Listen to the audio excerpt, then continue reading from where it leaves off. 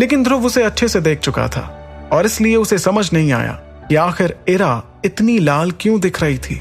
इस बात को भुलाते हुए उसने सामने दिख रहे अग्निपथ की ओर इशारा किया और इरा से कहा, चलो अंदर चलते हैं। इरा इस वक्त शर्म से लाल हो रखी थी।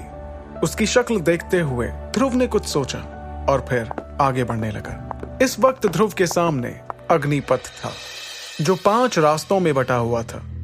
अग्निपथ, तीसरा रास्ता। तो कुछ दूर चलकर उन्हें दिखा कि रास्ते के दोनों तरफ दरवाजे ही दरवाजे बने हुए थे। ये दरवाजे गहरे लाल रंग के थे और सारे दरवाजे खुले हुए थे। उन दरवाजों में एक और समानता थी कि दोनों पर लाल रंग के पर्दे भी चढ़े हुए थे।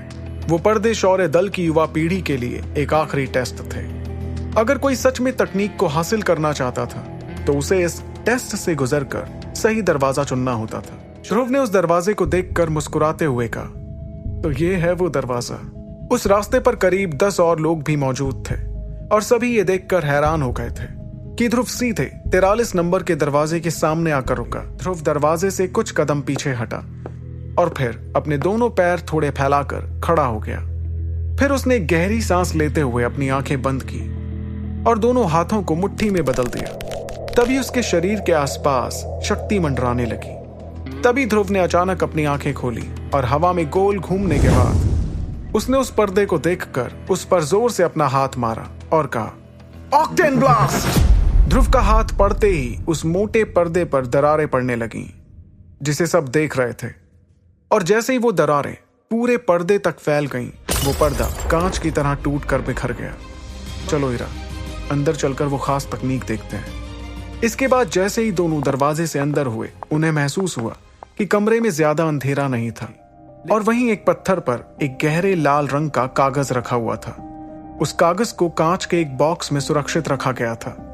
ध्रुव ने आगे आते हुए चमकती आंखों के साथ उस बॉक्स को उठाकर अलग किया और फिर कागज उठाकर उसे पढ़ना शुरू किया। क्लास 1 हाई लेवल तकनीक, फ्यूरियस फ्लेम। मैंने तो सोचा था कोई ताकतवर तकनीक मेरे हाथ आएगी, लेकिन तभी इरा ने अपना हाथ आगे लाते हुए ध्रुव के हाथ से वो लाल कागज छीन लिया। इरा की इस हरकत पर चौंकते हुए ध्रुव ने कहा, इरा, तुम ये क्या कर रही हो?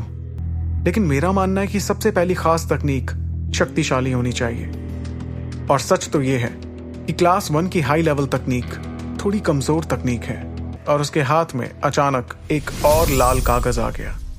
इरा ने जादू से लाए गए लाल कागज को देखा और ध्रुव से कहा, इसमें है क्लास 2 की हाई लेवल तकनीक, फ्लेम मैनिपुलेशन। मैं जानता हूं कि तुम बिल्कुल सही कह रही हो इरा, और मैं तुम्हारे इस ऑफर के लिए दिल से तुम्हारा शुक्रगुजार हूं। लेकिन मैं फिलहाल के लिए क्लास 1 की तकनीक से काम चला लूंगा।